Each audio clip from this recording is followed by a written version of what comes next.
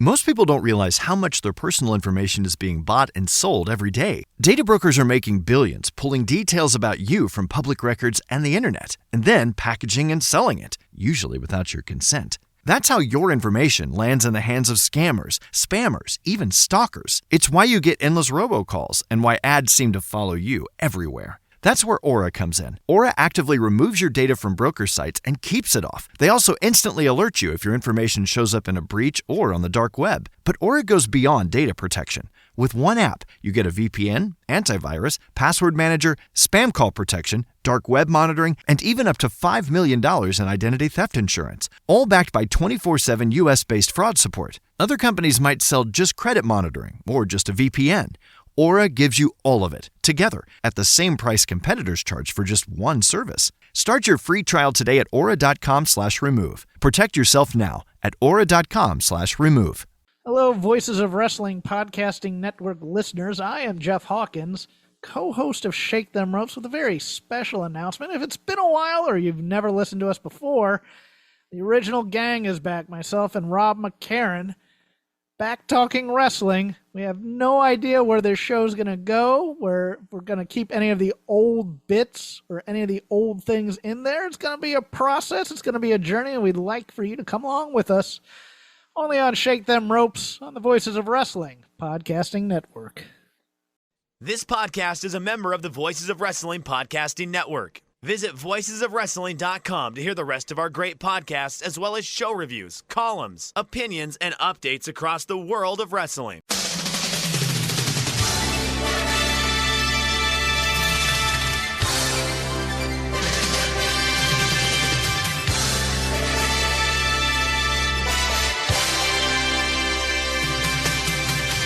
Hello everybody, welcome to the Super J-Cast. I'm Joel, joined by Damon McDonald. It is Thursday, the 11th of June, 2026. This is episode 412.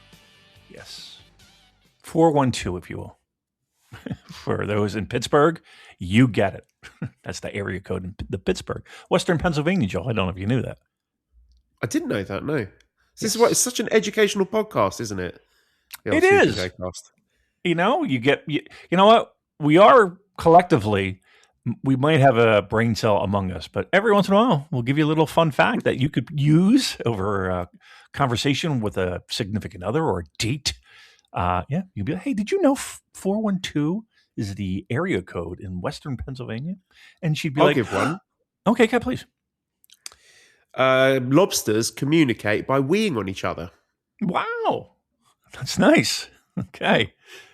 I don't want to be there for a dissertation with a lobster. Like, oh, please, shut up. Imagine if we were lobsters, David, and this was like a lobster podcast. It was just a piss. That would be mad. What a crazy thought. If two lobsters with, earphones on. I need somebody to AI generate that image. Two lobsters. People say we talk out of our willies, so it's wouldn't it? Jeez. Oh, it's terrible. How's everything going with you, my man? Good. I had a great morning. You know why? I was listening to you chatting the shit in a good way with one Joseph Lanza of Voices of Wrestling. What a great listen that was on the old Super J-Cast Patreon. Yes, I appreciate that. Yeah, it seemed like it's pretty popular. I know they talked about it a little bit in the open of their show that they did last night. So I appreciate that from Mr. Lanza.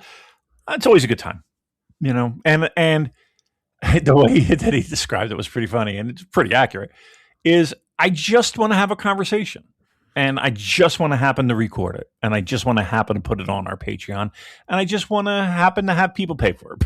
It is flying off the shelves, Damon. We've got 17 sales from it. Is that right?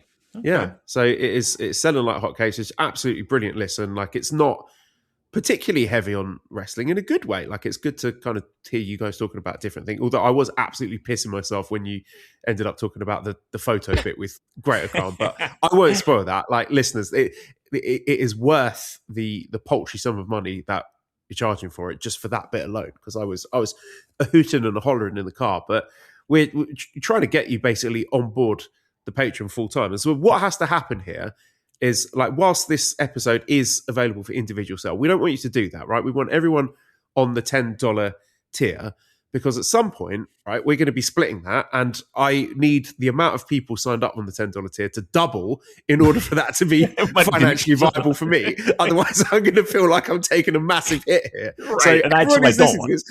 who's not on the $10 tier, get on it straight away. That's nothing.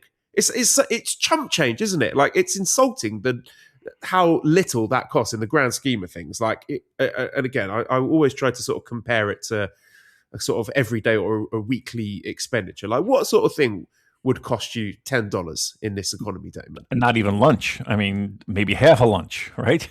A mediocre sandwich, right?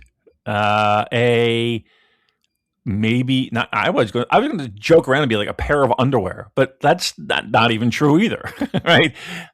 Drawers are expensive. Not a haircut. I mean, in the United States, you could get half a gallon of gas, or no, you can get 2 gallons of gas probably with the $10 bill. It's really, again, I'm not here to tell people how to spend their money, but I am. All things considered. Don't come up with cost of living crisis nonsense. It's nothing. Right. Stop it. Yeah. I don't care if you like the content we're producing. You've got an obligation. Just give us your money. If you're one of these freeloaders listening, to get your fucking wallet out and give us some money. Both of us this time. I want the money to go in both of our pockets so we can both buy, I don't know, Tenga eggs or crisps or whatever it is we happen to buy. And that's our business. It's not your business what we're spending the money on. Well, I'll tell you what, for me anyway, I feel like it would be a reinvestment in the show, right? Because I already have ideas of what I want to do. But unfortunately, at this point, I'm getting at my credit card and making that happen, which, okay, it's my choice. You know, it is what it is. But it would be helpful. You know what I mean? Like, it would just feed the monster, so to speak. So again, if you consider the amount of content, whether it's good or not, that's up to you. But if you consider the volume of content, I think it's entertaining and I think it's well worth it. And if the past 2 interviews are any indicator, it feels like people enjoy the interviews. So I kind of feel like I found my little groove in this Patreon thing. And again, I kind of explained, not to pull back the curtain too much, but you know, I explained on the interview with Joe, where, you know, for me, I feel a sense of obligation when people start paying. But if I feel if I'm doing something that's worthwhile and contributing in a positive way, like I just don't want to do a fucking review because I feel like you do the review. I just wanted to come to the table with something a little bit different, maybe not exactly right in the New Japan Pro Wrestling lane, but it's there. You know, we're parallel, and I just like the interview process. I love asking the questions. And I like to find the angles that maybe aren't necessarily deeply explored with the people that I talk with, if that makes any sense. So, yes, you are very good at sort of recognizing what people are passionate about, even if it's just like a little throwaway line or something in a response they're given, finding that thread and then pulling on it and just taking the conversation into really interesting directions where, you know, people are comfortable speaking to you and they end up revealing really interesting and sometimes juicy and salacious details about themselves. That's why we will have Jenna Jameson. Wow. Did I just reference a 1991 porn star? Is she still alive? I don't even know. Yeah, I mean, what the fuck am I doing? Here's the challenge, though, with that. It's I really want to interview people that haven't been interviewed before, because there's really not a lot of value in that. Like, I feel like people want to hear from people and names that they recognize. I truly believe that. But in the same breath, I kind of want to find just people that might not necessarily either A, have that platform, or B, they have that platform, but they've never really discussed certain parts of their lives. Again, we all come together because of our love of New Japan Pro Wrestling. In some cases, we come together for our hatred of New Japan Pro Wrestling. I was going to say, what, you love New Japan Pro Wrestling? I know. Don't speak for me. So my bad. But again, we all come from different backgrounds. We all come from different lives. How did we all get here? How did we all find our way to watch this product and consume this product and like it, and then go a layer deeper and wind up here listening to us? So that kind of interests me. Not kind of, it does interest me. So I kind of want to find that groove of their background, where they came from, what did they do, what do they enjoy, what are the things that and what are the correlations, like what's the common ground that we all have aside from New Japan that makes us come here. And if it's all different, then cool. I kind of want to know that.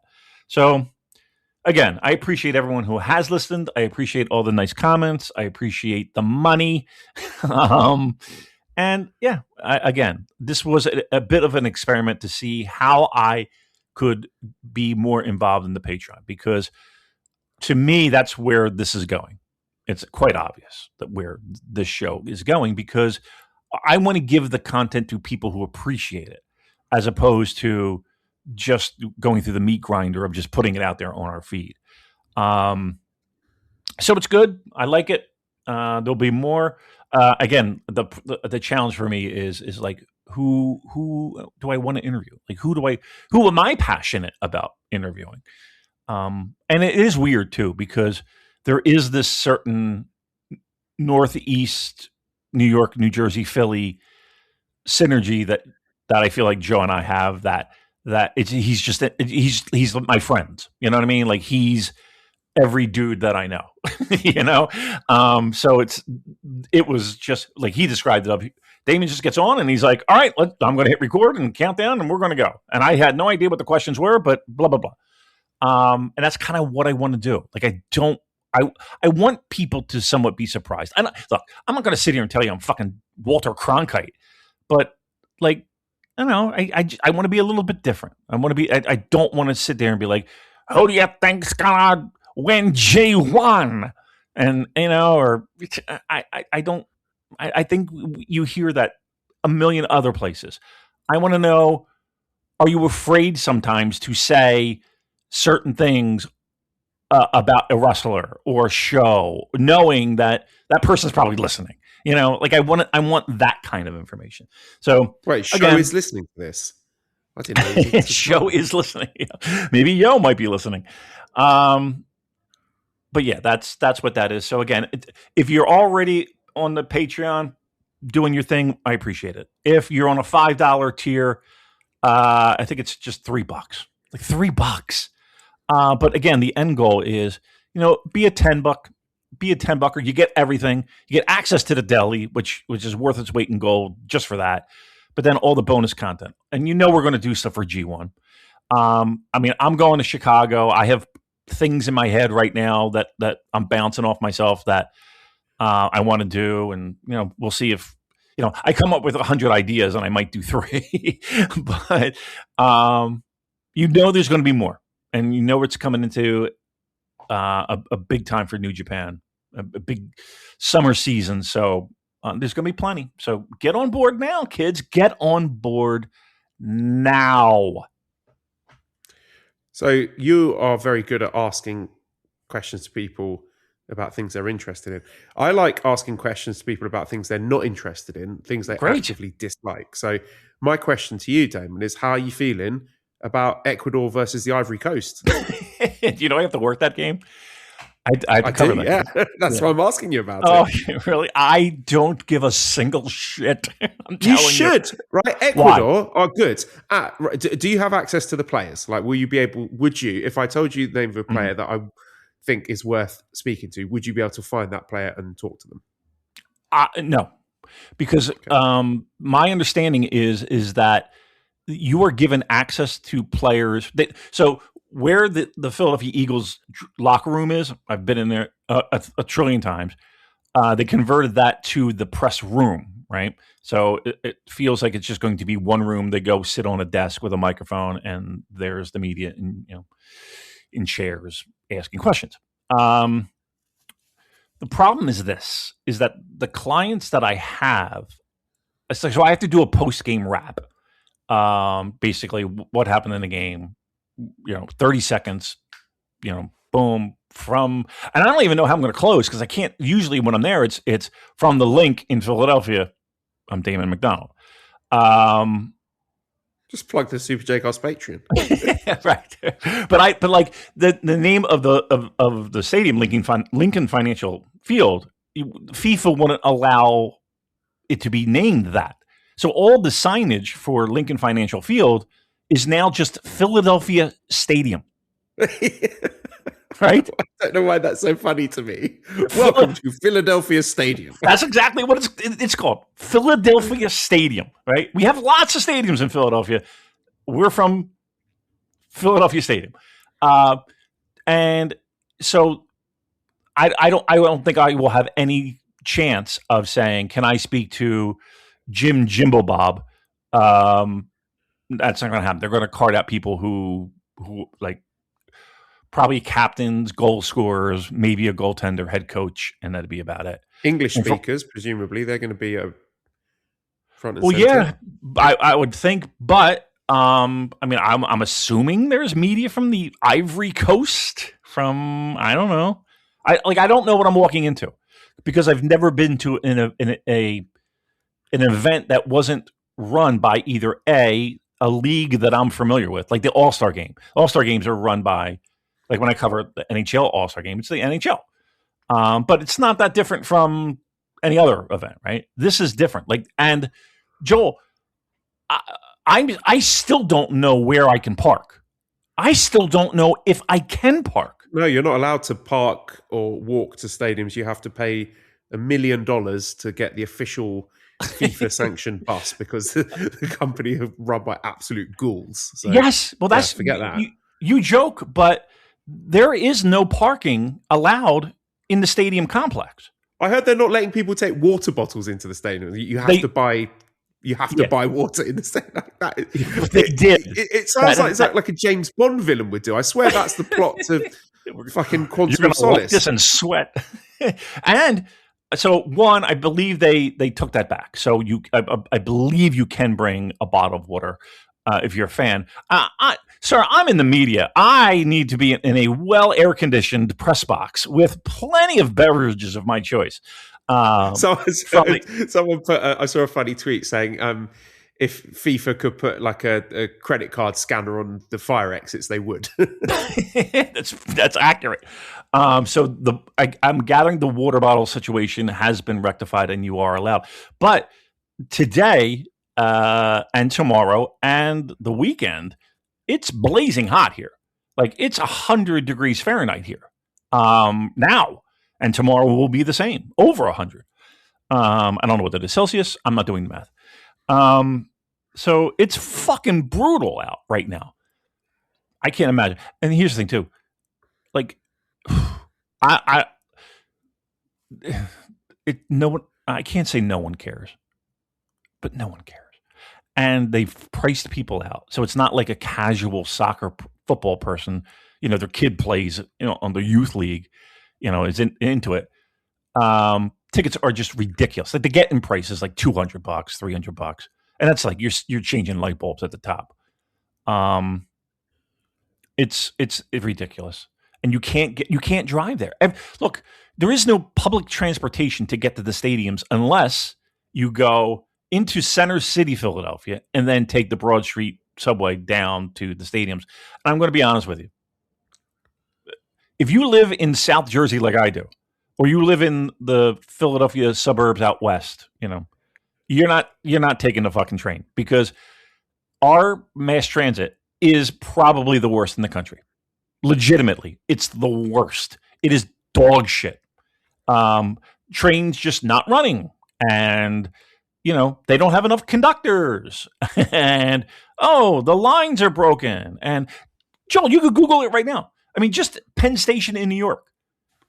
New Jersey Transit. So people who work in New York and take a train into like Princeton or Trenton or Nutley, or even if they go further south into like where I'm at, it's been chaos for 3 days because of infrastructure issues. It's going to be a logistical nightmare. I have no idea what body cavity search I'm going to have to go through to get in the fucking building. I don't know where I'm parking. I still don't even have my credential. Let's put it that way. It's just extremely funny that there was a lot of hand wringing about previous World Cups, like South Africa in 2010, even Brazil in 2014, Russia 2018, Qatar 2022, with people quite rightly asking questions about the various political, human rights issues, but also the country's ability to actually host the tournament in a logistical sense, about the infrastructure. But the biggest problems are arising with the fucking United States of America hosting one. They're the ones that are falling apart at the seams trying to host a football tournament. Well, here's the thing. It wouldn't if FIFA would get the fuck out of the way. Like, it's not like we don't have huge events. Like, trust me, there's going to be more people at an Eagles game in the middle of November than there will be in any of these fucking games for the World Cup. I'll guarantee you that. Like FIFA's attempts to monetize and wring every single last cent out of every aspect of the event as possible is making it untenable. Yeah, and here's the people will pay for convenience. Like, again, if you go to a sporting event in Philadelphia, you're driving. I would say, I'm not saying that people don't take trains. They absolutely do, but the lots are full with cars, and there's a reason for that. Because for me anyway, you hop over the bridge. I make 2 lefts and a right. I'm home. But there's no train. Like, there's not a train station. The nearest train station to me is a good 5 miles away at least. Like, it's just not happening. No, people drive. And if people could just drive, park, go to the game, and leave, this would be no issue. They have this, the FIFA Fan Fest, Joel. And you would think, okay, wouldn't it be in proximity of the stadiums, right? And we have this park, FDR Park, Joel, right across the street. There are ponds, and it's actually, you can't believe you're in Philadelphia. It's quite nice. Why not have it there? Now, they're going to have it at a place called Lemon Hill, right? Lemon Hill is, for those people who might know Philly or not, is near the art museum where the Rocky Steps that people know, right? So, but that's a good 2, 4, 5, maybe more miles away from where the stadium is, right? And you can't get there except for public transportation. You can't drive there. There is no parking. Everything's securityed off. So if you're in Center City, you have to take a bus. It's just, people just will not do that. I'm sorry. I would never do that. I don't care if fucking the Smiths reformed. I'm not doing that. Look, Joel, this is going to go over like a fart in church. It's just, and everyone's like, and you turn on the news and you turn on, everything's FIFA this, FIFA that, FIFA World Cup, FIFA World. But if you talk to like normal human beings, they're just like, oh, I don't give a fuck. Who fucking cares? And they're talking about the infrastructure and it's, if they just let it be, it would just be like an Eagles game or a concert at the link, or a Phillies game. Like we know how to do that. The stadiums are right next to each other. The baseball stadium is right across the street from the football stadium, which is right across the street from the hockey and basketball arena. Like, it's all right there. It's not that fucking difficult. But FIFA has found a way to just massively fuck everything. And so to answer your question, Joel, I had to pick up my credential. I still have no idea where. I have no idea where, if I can even park, let alone where. I don't know shit right now. They have told us nothing. So there's a good possibility. For the money I'm making off of this, I might be like, no, I'm good. I came down with diphtheria. I can't go. It's all going to be shit. All going to be shit. This is unfortunate because I was hoping this segment would be me trying to get you excited about Ivory Coast versus Ecuador by giving you some interesting factoids and players that have got interesting stories going into this. But instead, it's become a really exhausting and demoralizing and dispiriting tirade about accessibility features of going to these events. So look, there you go. If you happen to see a guy called Piero Hincapié, who's an Ecuador defender, tell him he's got a nice bum. That's okay. I'll definitely do that. And hopefully they'll take my credential from me immediately and I won't have to go again. That would be wonderful. That sounds like a great idea to me. You have no idea how much I'm not looking forward to this. It's just, it's going to be hot. You know, it's not like I can show up in fucking shorts. You don't have Mexico versus South Africa on in the background while we're recording, do you? No, but I will say this. So my new pal, likes playing left wing for Ivory Coast. Right, might as well. I'd be more familiar with his playing style. He'd be better than Amad Diallo. I'll tell you that for nothing. Is that right? There you go. That's a little zinger for any Man United fans listening. Take that one. He likes. He has very much FOMO. So in other words, if he's lying on the couch and I'm sitting there on the couch watching TV, and I get up to whatever, take a piss, if I get up to get something to eat, if I get up to put away socks, whatever, he's up instantly. Like, what are you doing? What's going on? What are you doing? What's going on? How does this affect me? Right. Well, that's what it is. And so I turn on the TV while he's sleeping so that he hears voices and thinks it's us. I swear to God, you think I'm kidding? So that game is on right now. Play the Super J cast for him. Then that's not a bad idea, actually. It's not a bad idea. Reassure him. He definitely knows you. Trust me, he'll be asleep in 5 seconds. But then there might be bits with Scampy from earlier episodes, and it might freak him out. Imagine that. Imagine that, because he does like. So I don't know if you do this with Scamps, but do you do the iPad? It's 2-0. Okay. 2-0 to Mexico. All right. He watches, like, we'll put on YouTube videos of like fish or like squirrels. This is mental. Yeah, it's like having a toddler. We'll put on like Cheryl will put on her iPad like this fucking video of just like a bird feeder, like a live feed from a bird feeder. Have you not read the guidance about screen time and cats? This is my bad. No, I haven't. Really. I'm warping his brain. But he also likes. So we have these kind of plexiglass storm doors in front of each of our doors. So the door that leads out to the back deck is, this plexiglassy glass from top to bottom, right? So we'll open the main door and lock the storm door, and then Cheryl will put out peanuts on the back deck, so the squirrels will come up. So he just has a fucking field day. Like, he's just like twitching and shit. He's like, "Oh, fucking, this is great. This is fucking awesome." And I'm telling you, for like 2 hours, I don't hear. I have to go out and be like, "Is he still alive out here? Is we okay?" He's just fucking digging it. So yeah, there you go. Cat tails. That maybe I'll do a little cat tales for the Patreon.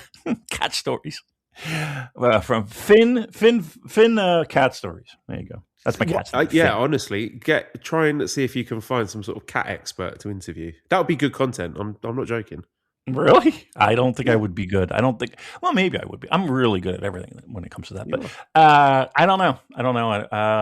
But yeah, I'll figure something. But you know what though? I was going to ask, like, hey, if people have people that they want to hear, I'm all in.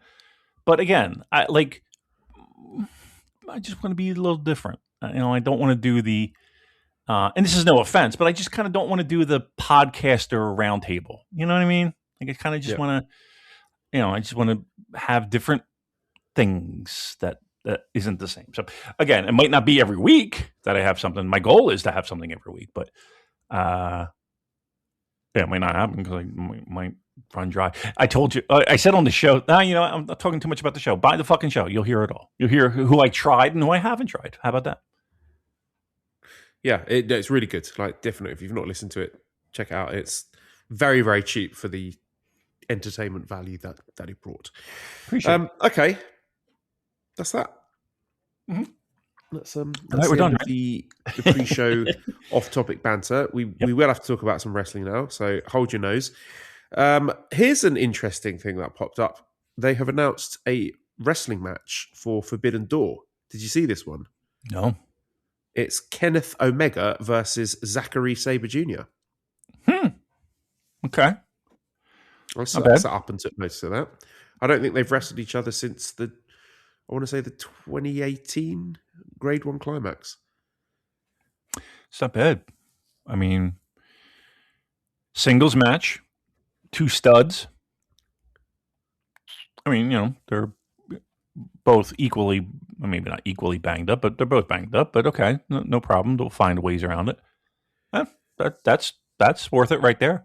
Christ, I hope G1 gets something fucking sexy like that. That's for goddamn sure. But yeah, that's not a bad match. It's not.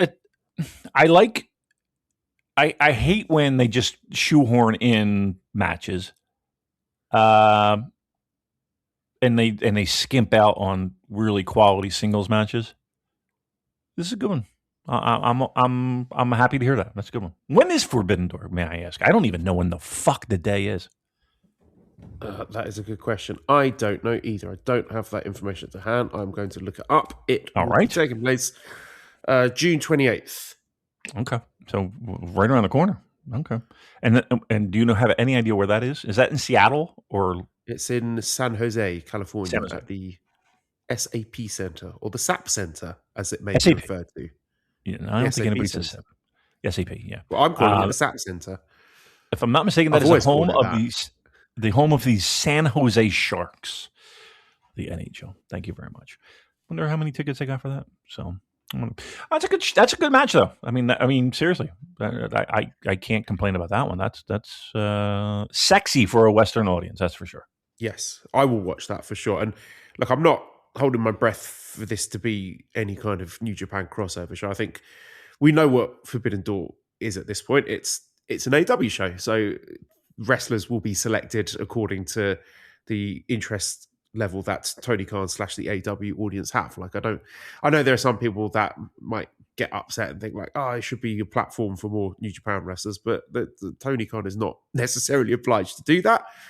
So I expect we will see a smattering of New Japan talent on that, but I don't really care that much, to be honest. I didn't go to it when it was in London, but like I said, Kenny versus Zach, sign me up. I'll absolutely watch that. Yeah, I mean, again, there's no reason not to watch that. At least that match. Everything else could be shit. Whatever. I don't have to watch everything. That match sounds really good. Burning Hammer says, where do you see New Japan playing a role at Wembley this year? I think opening for Oasis. No, they're going to be playing against Arsenal in the Community Shield after Man City are dissolved. Once the 115 charges kick in, they will be kicked out of the Community Shield, and it will be Arsenal versus 11 New Japan wrestlers at Wembley for the traditional pre-season curtain raiser. So we're going to have Zack Sabre Jr. as the goalkeeper. Okay. I was going to do a bit where we're picking wrestlers to be players, but that sounds horrendous. I don't want to do that. So I'm abandoning that thread. I don't want to. No, we're moving on. Right. So, okay. This is interesting. Daryl says, I see Bad Dude Tito with a match against Kenny this weekend.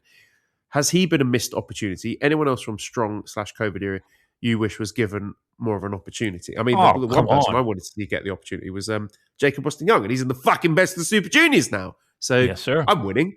There's not a day goes by where I don't think about the Regal twins. Just dropped off the face of the earth. I don't know whatever happened to those. What about Stray Dog Army? Stray Dog Army? Yeah. Look. Oh my God! Why am I having such a brain fart? Who feuded with Fred Rosser? Tom Lawler. Tom Lawler. That's a name that I can't believe. Filthy. He is filthy. He is filthy. There was that point where I was desperate for Team Filthy to come over to Japan and that to be like the next new faction in New Japan. But maybe I should shoot Tom Lawler an email. Yeah, that's a good idea. I think he'd be really interesting to talk to. Okay, maybe I'll do that. I don't know. Well, wait, I don't have it. Why would I have an email for Tom Lawler? We might have to DM him. We'll see. We'll figure it out. But yeah, Lawler would be one. Again, Strong was just such a fucking misstep. I just think of all these random names. Like there was one guy, AJZ. There was a Jordan AJ Lee Clearwater, I think. I don't, just like these random names pop into my head of these sort of mediocre indie wrestlers that I was like really thoroughly scouting and trying to microanalyze. Like, oh, do these guys have a future in New Japan? And just never wrestled again. Yeah. Right.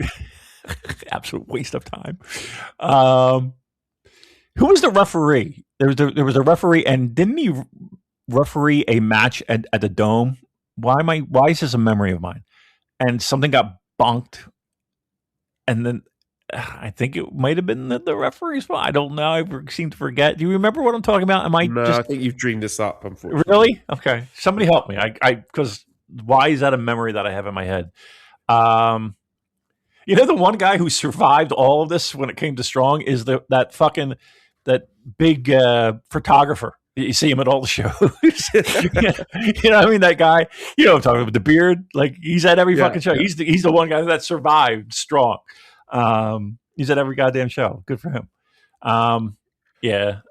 Look, the problem with Strong was that, one, New Japan really didn't commit, obviously, and two, it always felt like you were getting New Japan light, or, you know, a version of New Japan that really wasn't New Japan. And what was the guy's name? Now I'm just going through the fucking roster. There was some sex pest allegations with the dude. Oh, Chris Dickinson. Yes. Yeah. I remember. Yeah, we got him cancelled. Poor guy. Well, not poor guy. I mean, not poor guy. No, you know what I mean? Like, poor guy in the sense that he'd made fucking dumb decisions in his life. No, not poor guy. Retract that. Right. Not poor guy. I'm not having that. I'm not having that standing on the Super J cards. Not poor. Bad guy. Bad guy. But yeah, come on, you know what I mean. Yeah, I remember that. And then they showed up at listen, there was another guy. I think his name was he came out. He was like he had the mask, steampunk mask. He was really good. They should bring Celebration Martin. I think it was Scurvy. Martin Scurvy was his name or something. They should bring him back. Oh boy, what a time to be alive. All right, yeah, right. Best of the Super Juniors. So semi-finals we had Robbie Eagles versus Kosei Fujita, which was really good, and then Master Wato versus Yo, which you thought was going to be really good, and I told you was not going to be good, and I don't think it was good. So I want you to say that you were wrong and I was right, and the match was shit, and you're a boob. I am a boob. That's already determined many times over. 2, I was wrong. It was not 4. It wasn't even close. It was okay, but it was not anywhere near where I was kind of projecting it could possibly land. It did not. So yes, what did you make of Wato tapping out to his own submission? Well, no, it was the Tenzan submission move in front of Tenzan. Do you think that was sort of unnecessarily geeking him out? If that were even possible to make him look even more. Right. Seriously, yeah. I mean, yeah, his lofty stature has fallen. No, I don't think anybody. Look, if it were vice versa, are you going to be like, oh, they fucking buried Yo? You know what I mean? Like, it could have been either one of the people.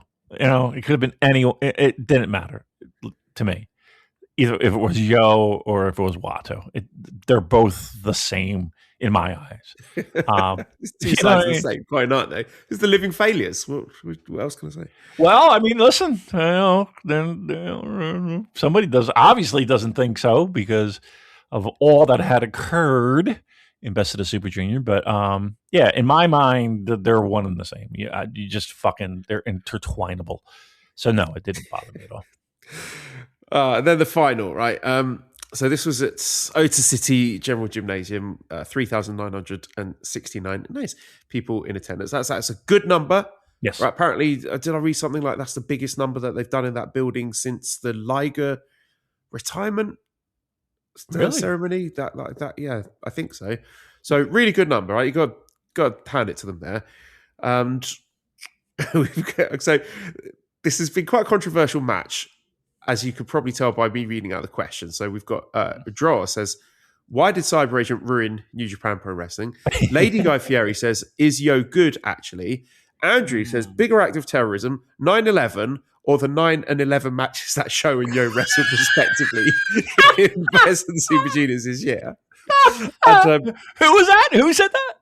Andrew. Fantastic. Fantastic. And yeah, I've upset all the Yo fans. I've got Sarah on Twitter saying, who taught you guys the term Fujo bait and how do we get them to pay for their crimes? As soon as I heard that, I was like a monkey with an AK-47. I cannot be stopped. And look, if you can tell me that I'm wrong with my application of that, I'm all ears. But so far, I'm only seeing people who are angry at me saying that, but not being able to explain why I'm wrong or offer any kind of justified defense to that. So until you can prove me wrong with facts, I'm going to sound very much on the right side of history there. But yeah, so final, Yo defeats Kosei Fujita, 28 minutes, 1 second, direct drive. Like, this is a very confusing match for me to talk about because there are like multiple angles to analyze this because some people loved it, some people didn't. Give me the people who loved it. Like, I want to know what they loved about it. So here's the thing. It was over. You cannot deny that. The people in that building were absolutely loving it. They were living or dying. Like, that is the loudest New Japan crowd I've heard for a very long time. So I cannot argue and say that it was not a successful match in what it aimed to deliver. Again, for those fans who were invested in it, I'm sure it was very exciting. It was, I would say, well wrestled. Like, I had big problems with structural and narrative elements of the match, which I'll talk about later. But I think it was very well executed for what they were trying to do. And the crowds absolutely loved it. And I would say it's a feel-good moment for Yo, who has got some kind of narrative redemption there. And I don't think I can necessarily argue against the decision to have him win Best of the Super Juniors. You brought it up last week. He's a dojo guy. At some point you've got to throw a bone there so they're not a complete irrelevance.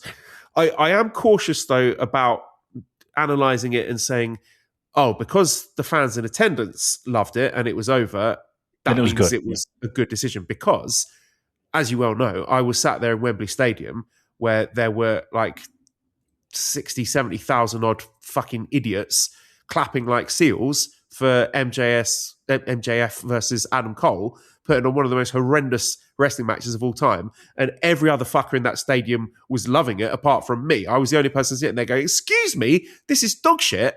So I don't think you can necessarily say it was over with the live crowd as a benchmark of it being just a brilliant move all round. Because, I use an example, like if I take my children to McDonald's for a Happy Meal, they will enjoy it. They love it. They're having a wonderful time eating their cheeseburger and fries, but it ain't good food.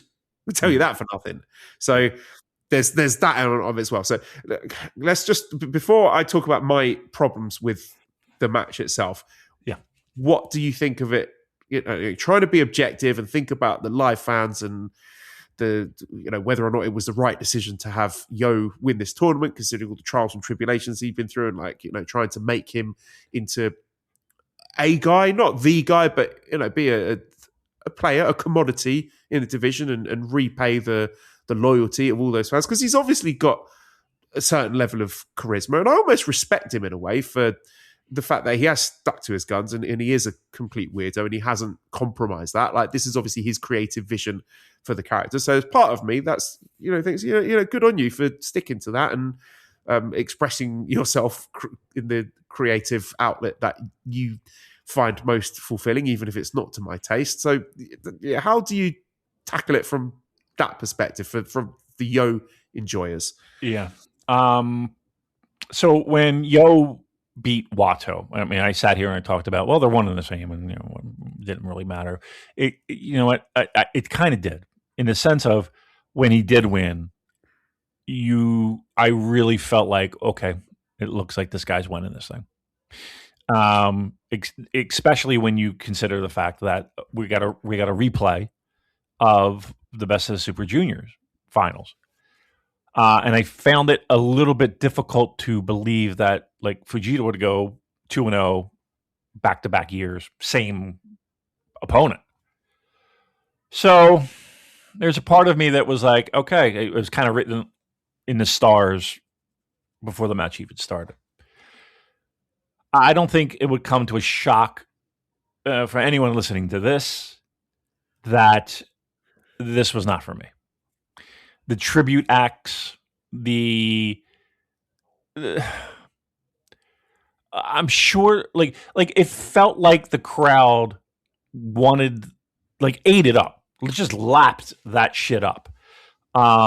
So yeah, I mean, if you're Yo, why not go to the well several times? Because if you're getting a response like you did, why not do that? Jangle the fuck out of those keys. Oh, just right.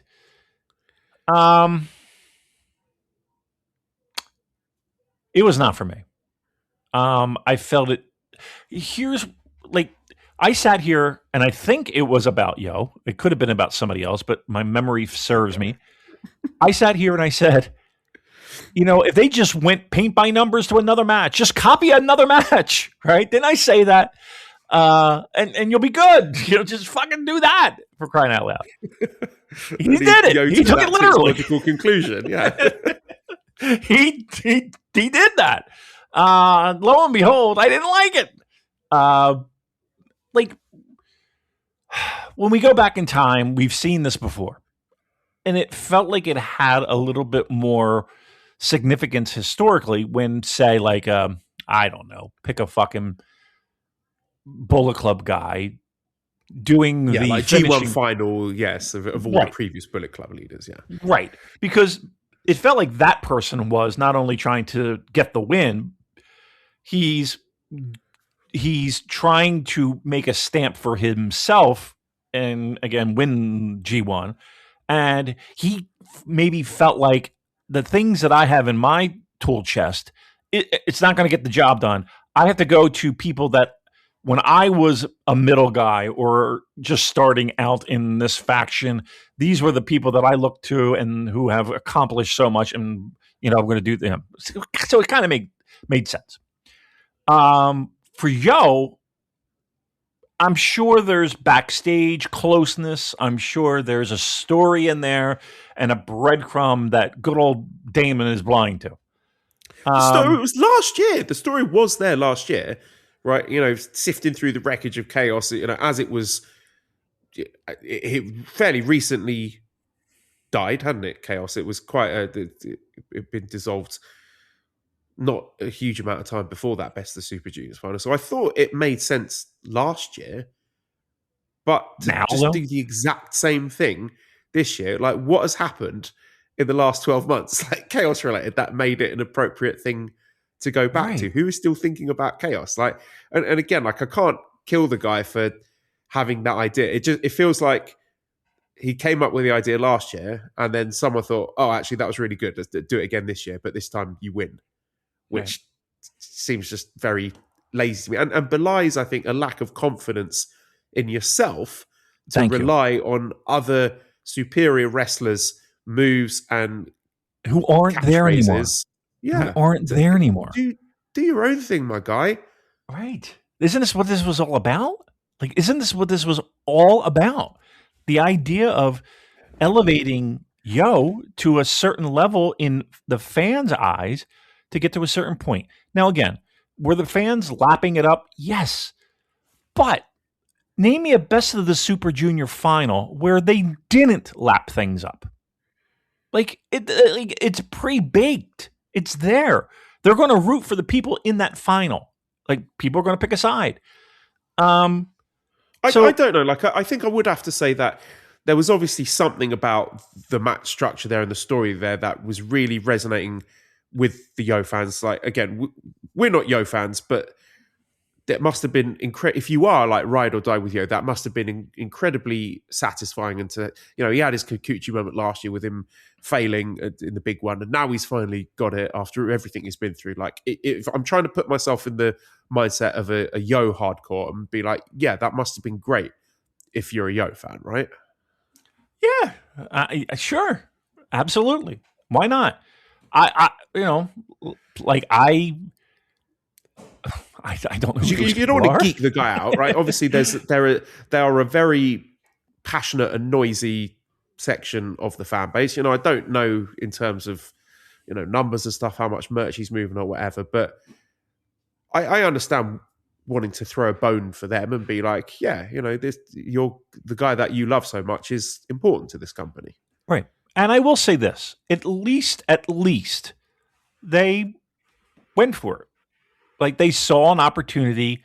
They heard the fan base, and maybe again, goofier things in pro wrestling have certainly fucking happened. They said, okay, we're gonna do it with Yo, and maybe it catches fire. And maybe it was Joe that mentioned this. Name me a hotter guy. Hot, not as in I have a hard on and I'm going to jack it. Hotter as in fan response. At least this little pocket of time than Yo. So they leaned into it. So I have to give New Japan credit for, again, giving it a chance. I don't think there's anything wrong with that. Why not? Give it a chance. Also, what I find quite strange, the kind of casual response to this match, it seems to be very generous. People who are not necessarily hardcore New Japan fans, on Voices of Wrestling Slack, saying that they love the match. Dave Meltzer saying he thought it was a great match as well. To me, I absolutely hated it. I put my phone away. I put, full screen. I was really locked in. I wanted, this is a significant match. Best of Super Juniors final, right? This is one of the biggest singles matches of the year. So I wanted to be locked in and have, really analyze it and have insightful takes. And then after about 5 minutes, when I saw what was happening, I was just absolutely disgusted. I was like, I hate this. I hate everything about this. I was talking to a friend, Josh from We Were Stiff, about this. He coins this term the marvelification of wrestling, where it's all just, member berries and callbacks and just emotes and tributes and things like that. And I just felt there was absolutely no substance to the match whatsoever, aside from it was just bit of wrestling, chaos tribute, bit of wrestling, chaos tribute, bit of wrestling, chaos tribute. So I absolutely despised it because of that. And I just feel that's such a cheap way of structuring a match, which again, fucking do your own moves, get your own stuff over, tell your own story. But I cannot disregard the fact that a lot of other people have watched this and thought, yeah, this is fantastic. People have loved this match. Yeah, but you know what? Know what it reminds me of? You're familiar with reaction videos? People, it remind me of that in the sense of you're not really creating the content. You're, your wacky face. It's the same one. You've seen one of these dumb videos. You've seen a million of them. Do I care about some schmo in suburban Kansas City and the reaction to a fucking Duran Duran video? Who cares? That's what it felt like. If you were to take that element of, is that modern pro wrestling? Is that where we are? Is that, what I want to do? Let me interview a person who really liked it. Cause I want to know, what am I missing? What am I missing? It obviously was not geared toward, or at least what I felt was geared toward me. And yeah, and that's fine. I think it's important we acknowledge that, Damon, and say like not everything has to be curated to our specific taste. No, Sometimes of course things not. happen, and we just take a step back and we say, okay, I hated that. That wasn't for me, but fine. That's okay. Not everything does have to be for me. Right. I mean, that's part of the beauty of what pro wrestling is. That you can have all these different interpretations. Look, there were like I saw some of the discourse being the fact that you can not like a match but still think that the match was good, and I can agree with that. You know what I mean? Like it's not for me. It's kind of like comedy wrestling. Comedy wrestling is not for me, but I can appreciate that when it's done well, you got me. Like Taguchi, we talked about the other day. It was effective. It wasn't good. And I think less of people who thought this was a great match because I think you're probably quite unintelligent. I've got to call it like it is, Damon. What else do you like? It's not a good match. Exactly. If you like this, God knows what else you enjoy. Right. But it was effective in delivering an experience to that subsection of the crowd and the kind of demented things that they enjoy. So it was successful and effective, but it wasn't good. Summer adventures are better with Minky Couture. From road trips to ball games, beach nights to backyard movies, Minky has you covered. Don't miss the Everywhere blanket, water-resistant, ultra-soft, and made for life on the go. Wherever summer takes you, bring comfort along. MinkyCouture.com, the original best blanket ever. Most people don't realize how much their personal information is being bought and sold every day. Data brokers are making billions, pulling details about you from public records and the internet, and then packaging and selling it, usually without your consent. That's how your information lands in the hands of scammers, spammers, even stalkers. It's why you get endless robocalls and why ads seem to follow you everywhere. That's where Aura comes in. Aura actively removes your data from broker sites and keeps it off. They also instantly alert you if your information shows up in a breach or on the dark web. But Aura goes beyond data protection. With one app, you get a VPN, antivirus, password manager, spam call protection, dark web monitoring, and even up to $5 million in identity theft insurance. All backed by 24/7 US-based fraud support. Other companies might sell just credit monitoring or just a VPN. Aura gives you all of it, together, at the same price competitors charge for just one service. Start your free trial today at aura.com/remove. Protect yourself now at aura.com/remove. I would agree with that. I would agree with that. And I don't think that is a wrong take. I don't think it's a wrong take if you really liked it. Like, okay, cool.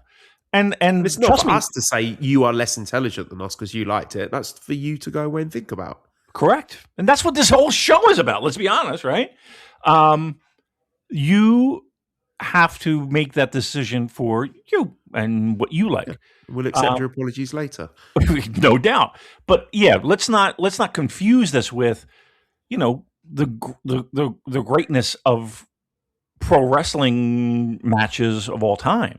Like, to me, there were absolute elements that were missing. Like, to me, there was not drama. To me, there was not a massive physical struggle that I'd like to see in a big-time, important pro wrestling match. It was just a checklist, wasn't it? It felt like you're just waiting him to go through all the moves that are escalating in prestige or success of that wrestler. Just like, okay, right, oh, there's the Yano move. Okay, there's Yoshihashi move. Okay, we're going to get the Goto move next. Okay, and then the Nakamura move, and then the Okada move, and there we go. There's the finish. Now, again, if you're ride or die with Yo, you probably have more emotional investment in it than I do. So right out of the gate, I'm at a disadvantage because, truth be told, Yo does nothing for me. Nothing. So, I'm trying to find the emotional hook for me to draw me in, take me for a fucking ride. And I never got it. I never felt it. I never saw the entrance to the fucking highway. Never saw it. I drove right by it. I found the most compelling I found, Joe, and I've said it before. It was last year in the Yano versus Super Sasadango Machine New Japan DDT crossover show they did, where they crafted the entire show basically around the story of Yo. Even though it was, nominally Yano versus Super Sasadango Machine, the heart of this story was Yo and the insecurity and the guilt that he carried being on the losing end of there was like a tag match, I don't know, 10 years or so ago. It was like him and Tanahashi against Takeshita and someone else. And Yo was on the losing side of that. And then he's just about this story about how he's been harboring all this guilt and negativity about letting New Japan down over all that time and being a scapegoat and all that stuff. And that was a brilliantly told story. It was original, it was creative, and it was just absolutely idiosyncratically Yo. Like only Yo could have told the story in that form.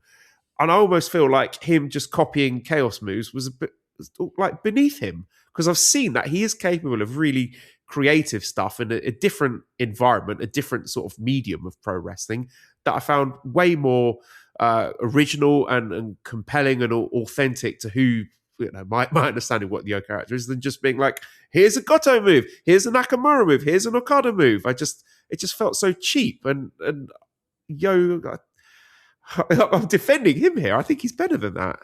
I keep hoping for it. I keep hoping for that. And here's the thing too. It's not like he didn't have a dance partner that couldn't come up with creative things too, it felt like, right? It was just, I don't know, it was devoid of anything compelling. It was a tribute act. It's like going to see a tribute act. And I don't know. It could have been, one, I thought it was, the creativity was bankrupt. I thought, again, I felt like we were just doing moves to pop the crowd. And there's a time and a place for that. Just jangling keys for the babies. That's all it was. Yeah. And we're talking like we're fucking highbrow, we're sitting there with a cigar and a fucking Chablis while we're watching Best of the Super Juniors. But I don't know. I really kind of like in big spot moments. You only have a handful of them a year. Big time, big spotlight matches. You want more. You want more. You really do. These are benchmark moments, whether it's a junior, whether it's a singles, heavyweight, whether you're tag, whatever. Like there are benchmark marquee events where you kind of go into it with some expectations. They did not meet those expectations, number one. And number two, I was just look, again, it wasn't for me, but over and above that, I just felt like you knew you were winning this, dude. You know what I mean? And even if you didn't, you had a day or two to come up with something. And that's what you came up with? We're here to get you over, dude. And not for nothing, if we're in agreement that Fujita is the future of this company, like, I don't know, it kind of left a little bit of a sour taste in my mouth in the sense of, he'll be fine. Oh, he'll be fine. But it was like, okay, you beat him with 3 moves that aren't even yours. Well, this is not sustainable, is it, for Yo? No. Like, he can't do that in every match now. Oh, don't say that out loud. He's listening to go, yes, I fucking can. He's listening right now, apparently. Yeah. Oh, I mean, stranger things have happened. Now, where do you see him? All right.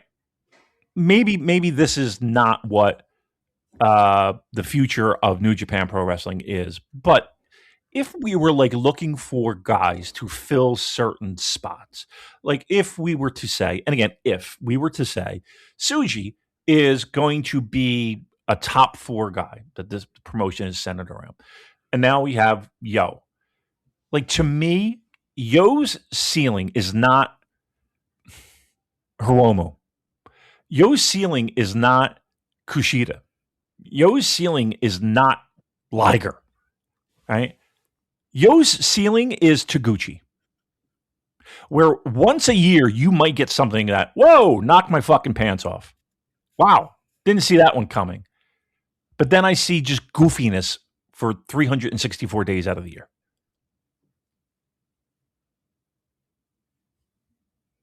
Yes, I agree with that question. Well, that's just a statement that you can, Yes. work off of. But that's what I see. I'm glad that they've thrown him a bone, and it's nice to see a dojo guy get his flowers and be successful and have his fans and have a nice moment and a match that people have enjoyed. But I have concerns about the long-term viability of it. What was the question? Nathan says, if Yo fails to win the junior title for the umpteenth time, when do we trade him to DDT and what do we get in return? Do it now. That's where he wants to be. I was going to say he's like junior heavyweight Goto, but I don't think he's half as good a wrestler as Hiroki Goto is. But the parallels are there. He's a guy who is getting a crack at he's not even won the junior title yet, but he is in that conversation because a load of other people have left or got hurt or have had their time. I know, but we look at that fucking junior situation, man, and we talked about it where it felt like they were set up for in a tag situation. They felt really juicy, and there was a lot of things you could sink your teeth into. And from a singles perspective, it was just like, okay, they need to do some work. Are there guys on that roster that you would have preferred to be in that spot as opposed to Yo? Because I really do feel like this was hey, you know what?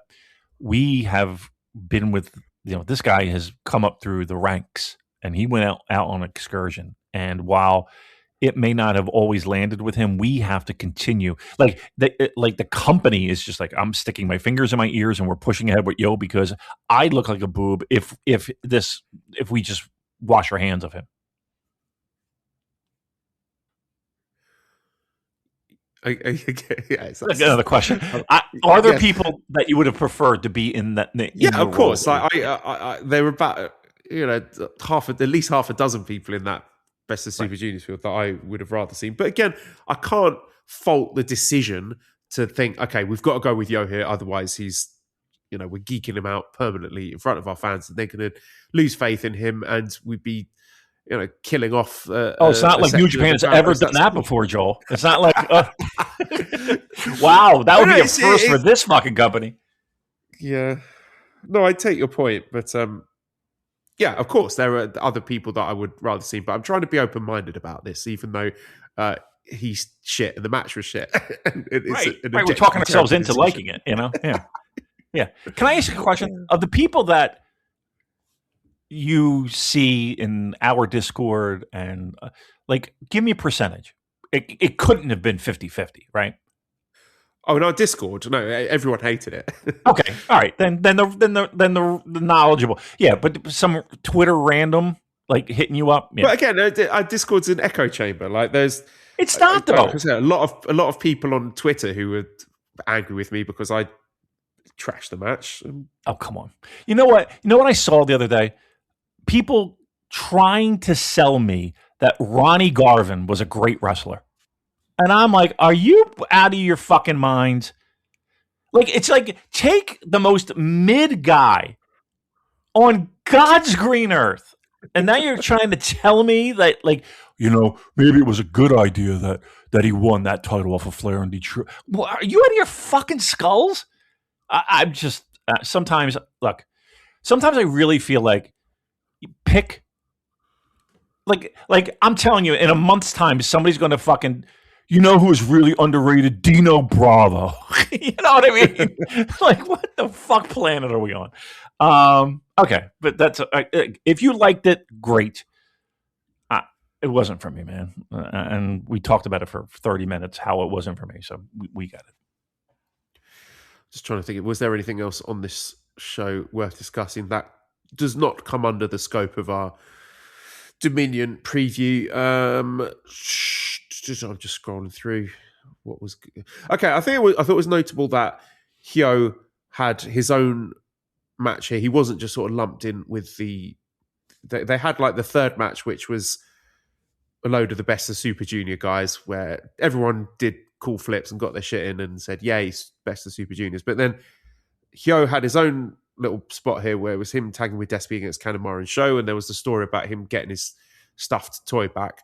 And I think that's just the gimmick that he's leaned into to connect with the New Japan crowd to make him stand out and have a little bit of an emotional investment. Again, I don't love it, but I think this is not something he does regularly in Dragon Gate. It's something that he's exaggerated here in order to make a connection with the New Japan fans. But I think it is notable the fact that they did have that little narrative for him and had him separate from the rest of the big group of the Super Juniors guys, so he could tell his little story and get his toy back. Because he felt like Yo Light. You know what I mean?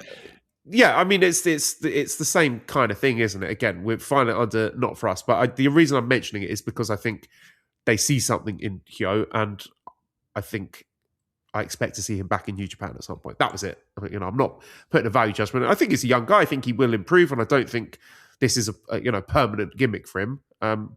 Again, I just think it's something that is used as a bit of a crutch to connect with the fans, and it's worked. The same sort of morons who enjoy Yo have obviously enjoyed what Yo's done as well. So, just say it. You love homoerotic things. There's no. I mean, just say it. It's all Fujoshi Bay. I will not stop using it because I'm right.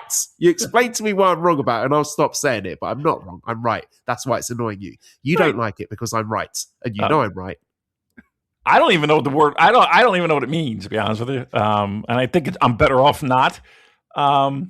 Yeah, I mean, I think it's basically sort of leaning into the section homoeroticism.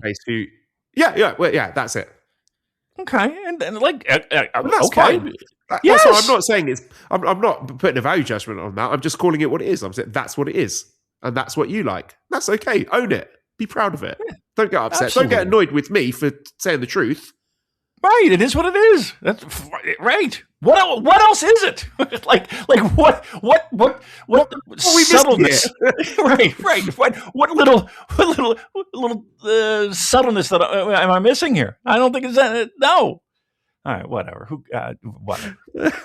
Just you gotta understand people. Like the more annoyed you get about me doing something, the more I'm going to do it. It's only going to encourage me to do it further. So you got to understand the Joel mentality here. I know it's not good. All right. Don't get in the mud with me. You won't win. Yes, it will end very badly for you. Oh, Lordy. Okay, other stuff that I enjoyed. There was a 6-man tag match that involved Taichi and Hartley Jackson. So they had their little thing at the end of the match. And this was something that they had done previously in the tour and doing this like sumo thing together. The way Taichi was speaking after the match, talking a lot about Hartley Jackson. Other people have mentioned it. I'm wondering, yes, could that be a G1 qualifier? I'm expecting some G1 qualifiers coming up. I wouldn't be surprised if we should be seeing that relatively soon. I wouldn't be surprised. They're fun. Dominion, you think we'll get some people announced for the block? I think maybe same as last year. Like we'll get most of the field, and then a few play-in matches announced. Yeah, I hope they do. I mean, like I said, those shows are incredibly fun. There's enough on the line that you can be emotionally invested. Yeah, I love it, and I think I said it before. He's a G1 guy. I'm telling you, he's in. He's in. I don't think he's in. I think he is a G1 playoff guy who can then make a cool match for the guy who's actually going in, which I hope is Taichi. Yeah, but if it's Taichi versus Hartley Jackson playing match, and I'd have either guy going over at that point. But I'm all in on the big guy. I'm all in. Let's do it. He's winning G1. Maybe not. And there was also a fun match. Well, I thought it was quite fun where there was Yano, Aaron Wolf, and Jun Kasai teaming together, and afterwards, backstage, Aaron Wolf, there were some fun interactions between Aaron Wolf and Jun Kasai, and they were talking about maybe tagging together, like doing World Tag League together, and and Aaron Wolf was like, "Oh, I don't know, I'm not sure about this deathmatch stuff. I'm not sure I want skewers in my head." And Junkasai was like, "No, I won't be doing any deathmatch stuff." And Aaron Wolf was like, "You fucking liar!" Of course you would. So that was quite entertaining. I would love that, Aaron Wolf Junkasai in World Tag League. Hell yeah! Like what? I just want to see him backstage. I want to see him backstage. And all right, so what you want to do is you want to take the blade and cut it here, and then wrap the tape around. It's like I want to be there for that conversation. He's like, "What? What am I doing? I'm an Olympian. I'm not what mauling myself." Yeah, that should be interesting. Yeah, I mean, there was look, best of the Super Juniors overall. B minus, is that a fair grade? Are you going higher? Or are you going lower? B minus, I'm going with. B minus, yeah. B minus is fine. Okay. I think that's a fair, right? And I think Junkasai added a unique flavor to the tournament. Absolutely. They had some prizes, didn't they? They did. Outstanding achievement.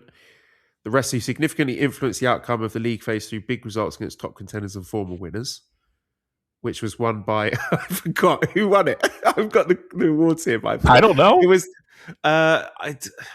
Robbie X won one, didn't he? I think he got the technique prize. Okay. The wrestler who elevated the quality of the tournament to accept. It's the same kind of prizes they give out in the sumo tournaments. So it's the outstanding achievement, fighting spirit, and technique. Okay. And I don't know who the winners were. I'm going to look up. All right. Right. I know Robbie X won something. I did see that. I don't know exactly, but probably technical. He deserved some flowers, absolutely. And I think, if I'm not mistaken, these are fan votes, right?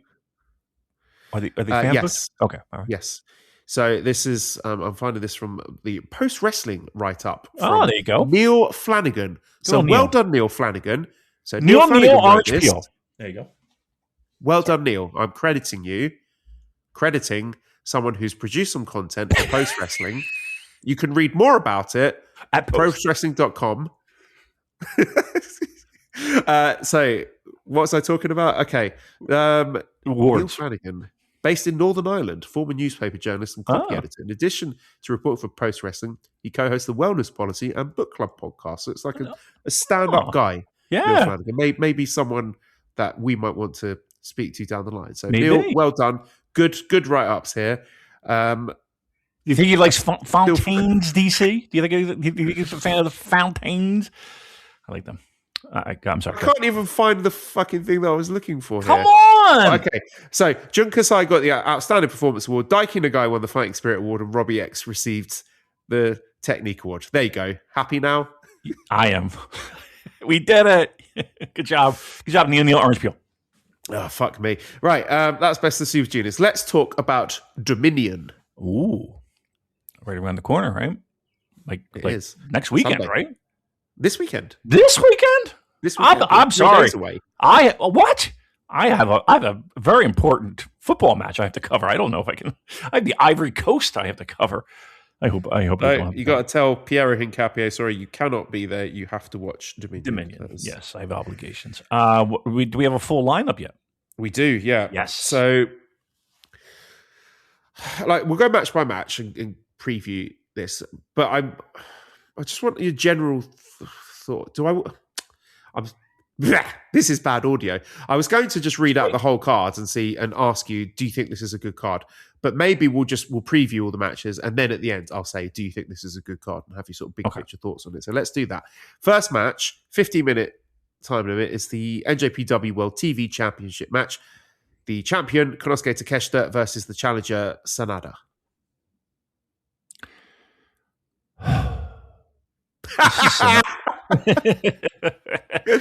Hear me out.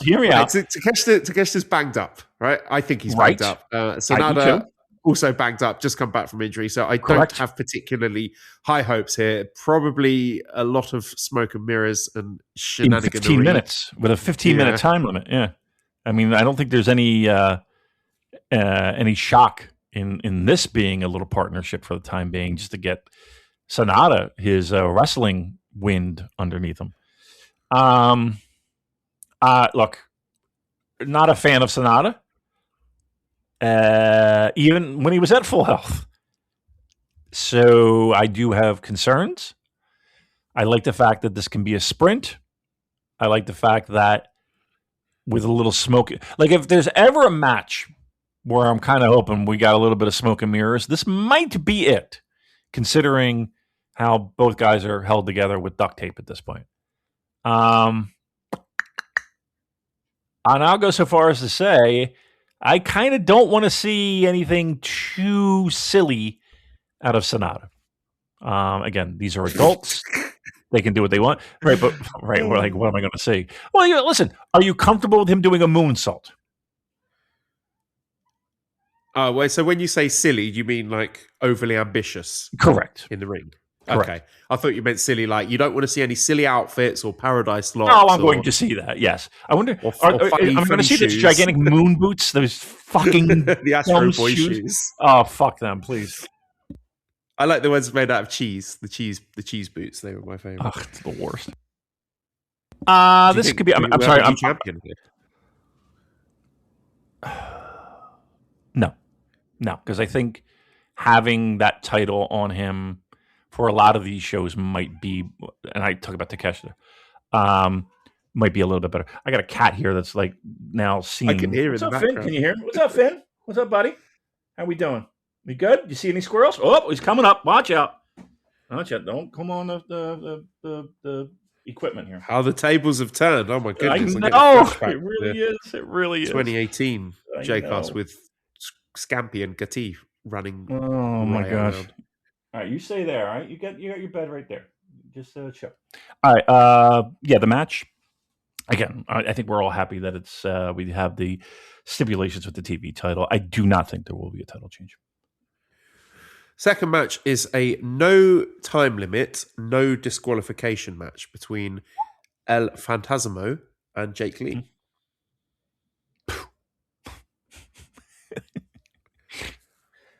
Stinky! I was going to say that the poison phrase. Nothing. This could be good. No, it can't. Right, and the sun could have I put that more on Jake Lee than El Fantasma. I bet you El Fantasma is going to try really hard. Yes, and he'll probably do a lot of stuff that I think, God, that was really good. Yeah, good on you, El Fantasma. You think there'll be any silly faces? You think there'll be some silly faces from Jake Lee in his new mime outfit? No, he's going to play absolutely dead. He's going to be like a shooter. He's going to be like Dan Seven out there. Akira Maeda out there. I got to be honest with you, Jake Lee is an instant fast forward for me. So unless ELP pulls a fucking miracle, this one will be on 3X for me.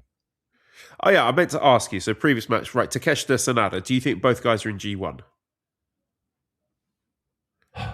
Takesh... that would be the only one if Tony's willing to give him up for a month. And if he's willing to do it for a month. Sonata, yeah, I think he's in. It's probably one of these situations where like they will put both of these guys in the same block to have a rematch. A mini feud inside of a tournament. And yeah, same for the second. Phantasma and Jake Lee, do you think they're both in? Jake Lee's got to be a qualifier. ELP, I would say, is closer to being in than Jake Lee. And I don't know if either of them are in, to be quite honest with you, but I would hope it's a Jake Lee qualifier. I don't want to see Jake Lee in it. Can you imagine a fucking month of Jake Lee singles matches? I don't think my heart can handle it. Yeah, Come on. I think he's in. Really? And the guy was challenging for the heavyweight title at New Beginning. That feels like it was so long ago. That was a million years ago. I don't think he should be in, but I think he will be in. You're probably right. I'm gonna pray that it's a qualifier. I'll tell you what. Is like with all these guys that we think are in, like there's a lot of guys here who weren't in it last year, so there's only a finite amount of spots there. Right. All right. So it's Jake Lee and ELP, right? Yeah. Do you think these singles matches, even though there in some cases there are titles on the line, the winners of these matches are the people who are going in G1, right? No, No? Okay. I think they're all in G1. I think maybe after we've done this preview, I'll get the list of. We'll try and make a 20 all right. for G1 Climax. Or we can hold on to it till next week. Content, stretch it out. Well, we could, but I think it might have been announced. Oh, you're right. On You're right. Dominion. You're right. You're very Or maybe I'll save it for Patreon. Maybe I'll do a little written piece for Patreon. I'm right. picking that. I don't know. We'll see. Or could I do some audio between now and then? Just do a quick get someone on and do predictions. Tell me when you want to do it. The G1 field. As long as it doesn't fucking contradict with my Ivory Coast. You can't let down the Ivorians, David. Right, anyway, so third match, we've got a special tag match. I love this one. On paper, it looks great. Taichi and Yota Uemura versus Yohei Oiwa and Zack Sabre Jr. So, so much to like here. Obviously, 4 very high-quality wrestlers here. And the symmetry with Taichi and Zack on opposite sides, who used to be tag partners, and Yuya and Oiwa seemingly set up as generational rivals there. And, Yuya being Taichi's Kohai, and likewise for Oiwa and Zack. This could potentially be setting up a challenger for the IWGP heavyweight tag titles. You think? Yeah, I love this match. I'm always disappointed it's only third, because this deserves time. If it's given time, it could be great. It could, on paper. Yeah. Isn't it? I don't know. We do say this a lot, but man, it feels like this company can't do more than one thing at the same time. Like the tag situation, I find to be fantastic right now, and that match is helping to amplify how much improved that tag situation has been this entire year. Yeah, you would think it would be something, but all right. Well, I would say I was going to. I know my head is more focused on G1, but okay. Yeah, this will be on paper. This is a great match. I hope they give it time. The fourth match is a special singles match: El Desperado versus Mystico. This should be really good, right? Shouldn't it? Yeah, I think so. I almost think it might be setting up a rematch for a CMLL show in Arena Mexico, somewhere down the line, where someone's going to return the favor. Okay. All right, then let's go. Despy wins. Despy wins here, and then Mystico gets his win back and kisses some babies. Sense. And that makes so much sense. That should be really good. That match should be really good. All right, so we're 2 up. Good. Then the fifth match is the Never Openweight Championship match. Aaron Wolf, the challenger, against the champion Ren Narita. Again, I'm not expecting a particularly great match here in terms of stars and work rate. I think it might surprise a few people. They would do well to just basically copy paste what they did with Evil at Wrestle Kingdom. But Ren is not the wrestler that Evil is. I just think this is just going to be highlight reel stuff to show to the casual fans that are going to be watching on the terrestrial broadcast on TV Asahi. I think it's on TV Asahi anyway. So, the casuals are tuning in and seeing Aaron Wolf just ragdoll Ren Narita around and overcome the odds and beat all the evil, cheating House of Torch guys and get the Never title back, and everyone goes home happy. So I know most people just want Aaron Wolf to be done with this House of Torture stuff. I hope I'm not jinxing it. I think he will be after this. I think he wins and does some cool stuff in the match, and I think goes on to enter the G1, and then we'll get to see him wrestle against other people. That would be lovely. That would be lovely. Do you feel like the national TV exposure, again, there's plenty of positives, don't get me wrong, and I think the positives well outweigh whatever finger wag I want to do here. So let that be known. But this is going to be safe for him. He's only going to do shit that he is extremely comfortable doing. Why? Because we want to make sure that he looks as polished as possible.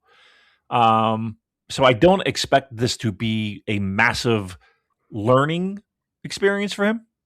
I feel like this is going to be very similar to what we saw at Wrestle Kingdom.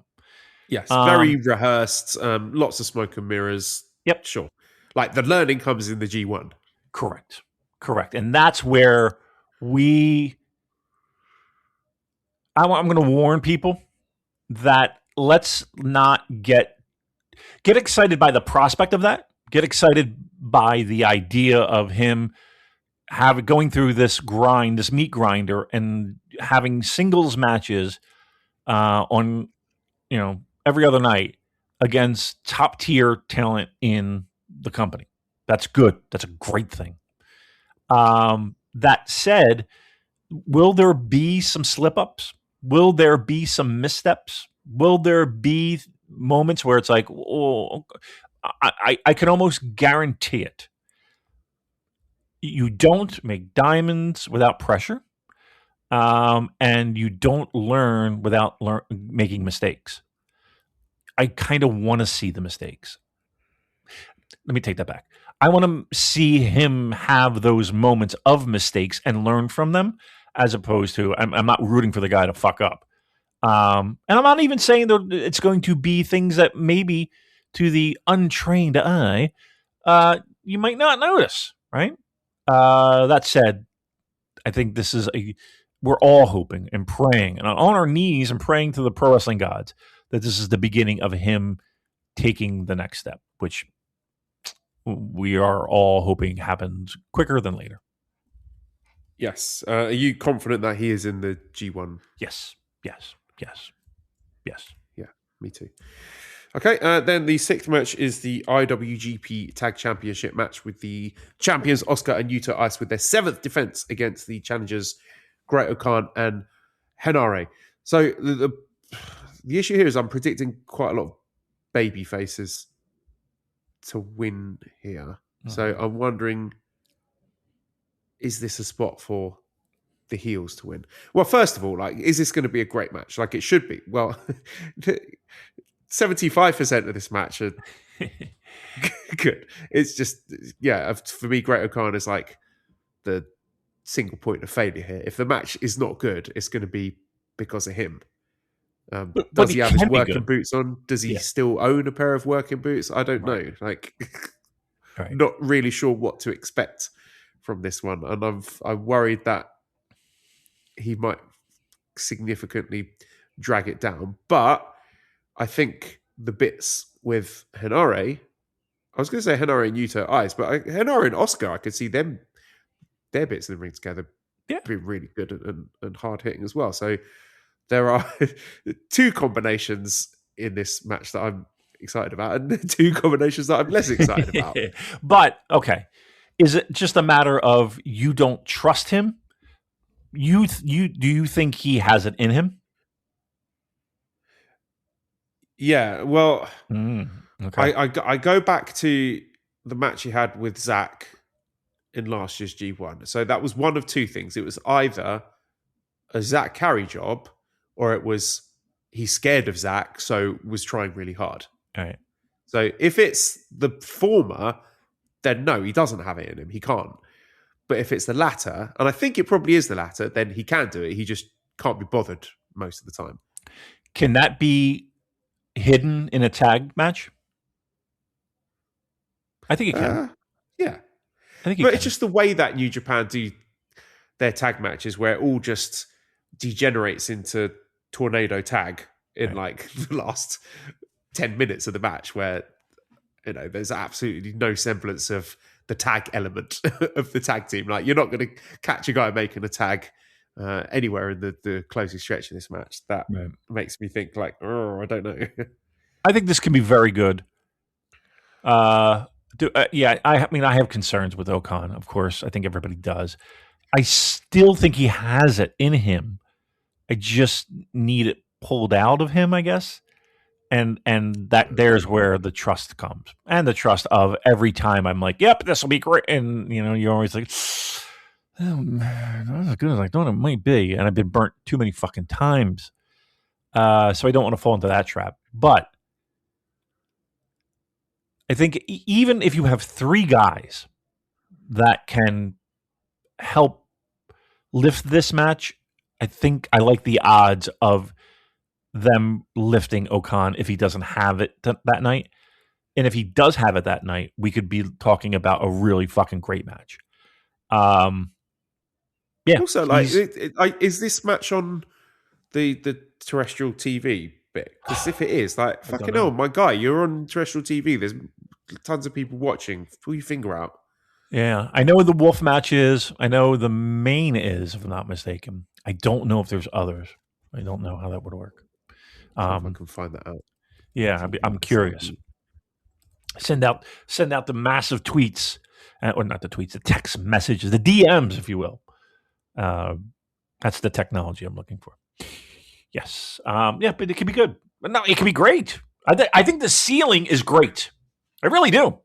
I think the floor is whatever we wind up with Okan. Like, I'm not worried about any of the other 3. I'm worried about Okan. Yeah. I'm just trying to see if it tells us which matches are on the broadcast. No, I can't find out. I can't find that out. I don't know. Okay. All right. Somebody will tell. The 7th match is the IWGP Global Heavyweight Championship 3-way match where the champion Andrade El Idolo is defending against 2 challengers, Shota Umino and Drilla Maloney. And of course, the tempting thing to draw to the conclusion of here is that it's a 3-way, so Andrade can lose the belt without taking a pin. Right. Which is probably what's going to happen here. So I think Shota pins Drilla Maloney to win this title, and that will be that. I would love for Andrade to be in G1. What do you think the chances I think he's of going to be in G1? Not 0. It's non-zero. I'd say about 15%. 1-5. I bet he would love to do it. So it's either going to come down to money or availability. I don't think it's going to be all the AEW guys. Of all the AEW guys, and we're expecting some in G1, right? I mean, I would think hope so. You would think, right? Just by the pure nature of it starting in Chicago, a building that is desperate for ticket sales, they kind of need something. So maybe something's in the work. Of all those guys on that Tony Khan roster, where would you put Andrea in your want list in G1? He'd be extremely high, somewhere near the top. Okay. In terms of guys who we realistically could get, I don't think we're going to get a Kenny Omega or Will Ospreay back in the G1 or Bryan Danielson or anything like that. Yeah, right. For some reason, and I don't know. Let's put this. Give me a number, percentage. Will Ospreay in? 0? 12? 20? Sorry, what's the number for? Will Ospreay, G1. Oh, 0. It's 0. Is it 0? I bet he'd be up for it, but I know he would. I don't know if he's already booked for shows that are going to be taking place during G1, but I just worry about him physically doing it as well. Listen, that's on him. You know what I mean? I don't know. I just got this tingling sensation in my loins, in my plums, that he's going to be there. I love that. It's my favorite line of all time. I don't know. There's something that keeps saying, you know what, he might very well be in it. Andrade, though, is probably the safer bet. And I would have no problem with that as well. Do you think Shota is winning? Yes. Yeah. I mean, here's the thing. If you were going to do a title change, which again, eventually it will happen, is this the safest opportunity for all parties involved? I think so. So yeah, I think there's a title change. Sure. And then the 8th match is the IWGP Junior Heavyweight Championship. Yo the Super Juniors winner, challenging DOUKI, the 99th champion. So do you think we get a 100th champion Holy fuck. crowned here? That's pretty significant, don't you think? To be the 100th champion. Like a nice, even pop number. Yeah, I do. Yeah, so do I. And actually, for all the criticism I've leveled at Yo, I would actually welcome that, because I think that is more palatable to me than DOUKI continuing to hold the title. Yeah. Would you say this title reign has been a bit of a disappointment with DOUKI? It's been terrible. Yes. It's horrendous. I don't think it can get worse with Yo. So why not? Yep. Yeah, I suppose this would be the point to do a payoff with all the Chaos stuff by having the old Chaos lads coming out and stopping the House of Torture. Ooh, there you go. Shenanigans going on. Wow, the rebirth of Chaos. Let's go. Let's fucking go. Next thing you know, Great Bash heel reformed. Let's go. The most violent players. Yes. Okay, and then the main event is the IWGP Heavyweight Championship match. Yota Tsuji challenging the 88th champion, Callum Newman. I don't know. I'm going to be very truthful. If we look back in the history of this title, and again, we're talking about, don't give me the fucking, well, it was really when it was MERS, you know what I mean. Right? Talk about the big boy belt. They kind of like the idea of short reigns in your first go round with a title. I mean, there are bigger names on paper than Callum Newman that fared worse when it came to first title defenses or second, short reigns. So there's a part of me that's like, well, maybe they pull the trigger here. You would think that they think that Tsuji's your guy, and the person that could lead them in, which begs the question, why would they do the title change if that were the case?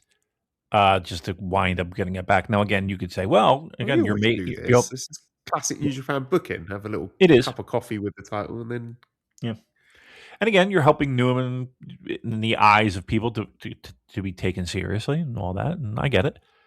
I'm trying to think of what would be the best for the company. It's probably Tsuji winning the title, right? Don't you think? Yeah, I mean, it seems pretty open and shut to me. That seems like the obvious thing to happen. I'm just hoping. I thought the match that they had the first time around at Sakura Genesis was really good. Maybe a bit heavy on the shenanigans. Not that it was all out House of Torture stuff, but I'm interested to see how it builds on the previous match, and also with Will Ospreay not there, like narratively, what do they do differently? Is it still going to be Callum Newman cheating? I assume it will be, but how this pivots into the Newman Ospreay feud, which obviously is in the pipelines. You would think, yeah. So is it 100% official that there's no chance of Will being there? Correct? Yeah, he said he's at a wedding or something. Oh, then he's definitely there. What fucking wedding is he going to? He's going to appearing at post-match wearing a tux, attacking Callum Newman or something. Yeah, he's like, I can't make it. I got to cover Ivory Coast, and she's like, I can't make it. Okay. Yeah, I'd be curious to see. A wedding? I don't know. I don't know anything of him being there or not, but let's pretend. He could be there. He could show up. That'd be nice. That'd be fun. I think this is a Tsuji win, though. I think it has to be. No, let me take that back. I don't think it has to be, but I think it will be. Yeah, that seems like the sensible option there, especially, again, you got the viewers watching on terrestrial TV and seeing Tsuji again, like, okay, yeah, this is the guy that we need to be paying attention to. This is the the ace of the company. So, yeah, that seems pretty open and shut to me. It feels like it. feels like it. If they're turning off the tube, to go to bed for the night, they probably want to end it with a little bit of a, that was cool. The guy that we were rooting for won. So, all right. Yeah, kind of sort of back where we started. Yep. After Wrestle Kingdom, really. Yep. All right, good. All right. So, good show, bad show on paper. Yeah, we had a question about this, if I may. So, Daryl says, on paper, this seems to me one of the most underwhelming Dominion cards in memory. What can the company do to roll out of this with some momentum and buzz? Is there opportunity to gain traction with the terrestrial audience they will have? I don't necessarily agree that it's an underwhelming Dominion card. I understand why people are saying that, because it's lacking in star power. But again, this is the New Japan Pro Wrestling roster, right? This is what the product is at the moment. These are the guys that are wrestling. So, it is lacking a bit of star power, but okay, but what does that mean? You have to make stars, and you don't just not. Now, again, we've been bitching and moaning for 6 years about they are really slow to make stars. We get that. We've been down that road a million times, but they got to make stars. And okay, do they have them? Okay, not yet. They got to make them. They got to build them, and I don't think that happens overnight. Again, are they slow as fuck doing it? Yes. Have there been plenty of missteps? Absolutely. But let's let them make stars. Make stars. That's that. And here's the thing: you're like, if that's the narrative, then Tsuji's got to win. He's got to win. And I think everything's leaning toward that being the case. Yeah, again, I just think this is just you sort of repositioning your top guys as you did post Wrestle Kingdom. So it's going to be Yota Tsuji front and center, Aaron Wolf front and center, and Possa, Knockout Brothers, Shota Umino, possibly Yo as well. Just being like, right, well, these are our guys. Yeah. I mean, look at the way the matches are laid out. Or the show's laid out. Like we're doing that. We're gonna have a guy win a singles title that the secondary title. You're gonna have a guy regain the heavyweight title. You're gonna have a killer successful defense for your tag titles. Again, these are all things I'm kind of in my mind of how I could see it going, but they might do the complete fucking opposite with this company. Who knows? But you would think on paper that that's the game plan. Is this 60-minute Kenny and Okada? Okay. All right. I hear you loud and clear. But I think on paper, this should be a good card. It really should. Underwhelming? Okay. Maybe on paper a little bit. Yeah. But I think there's plenty there to sink your teeth into. And I think this will be a very good show. Yeah. And, maybe a few little angles, maybe people returning, maybe a few surprise appearances just to whet our appetites for the upcoming G1 climax and give us something to look forward to for those road to G1 shows that are coming up. Let me just double check when those are. So road to G1 climax starts next Friday, so June 19th. We've got a show in Nagano, then there's a Yuji Nagata produce show Saturday, then road to G1 climax June 21st, 23rd, Korakuen Hall. Don't be July surprised. 2nd, July 4th, July 6th, Tiger Master retirement on July 7th. So there's quite a few shows. So a lot of planes. Yeah, it wouldn't surprise me to have like an extended G1 qualification thing, like maybe like a little tournament bracket thing or something like that. I would love it. That again, I said it before. Those shows are always fun. Those matches are really there's a lot to sink your teeth into in those. They're fun. So yeah, those will be good. Be curious to see who's in those qualifying, and I would think on this on Dominion we'll have a lot. Let's put it that way of the G1 participants. Correct? Yes. It's the most wonderful time of the year. Oh, was that it? Yeah, I've stopped the stream. That seemed like an approach.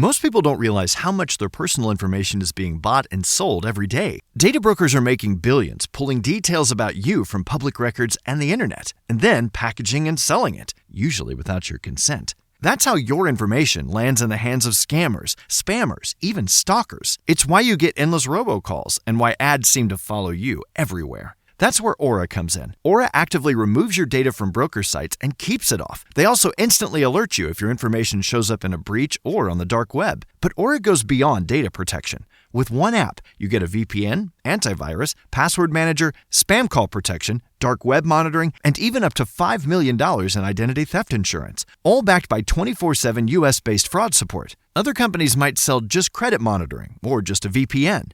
Aura gives you all of it, together, at the same price competitors charge for just one service. Start your free trial today at aura.com/remove. Protect yourself now at aura.com/remove.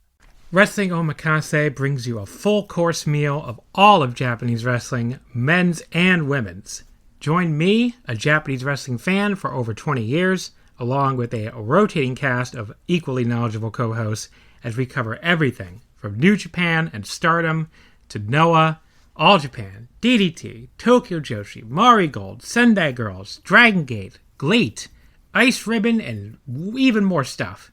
If you're a fan of Japanese wrestling and you want coverage of the entire scene in one podcast, check us out right here on the Voices of Wrestling Podcasting Network each and every week. Get us wherever you get podcasts today.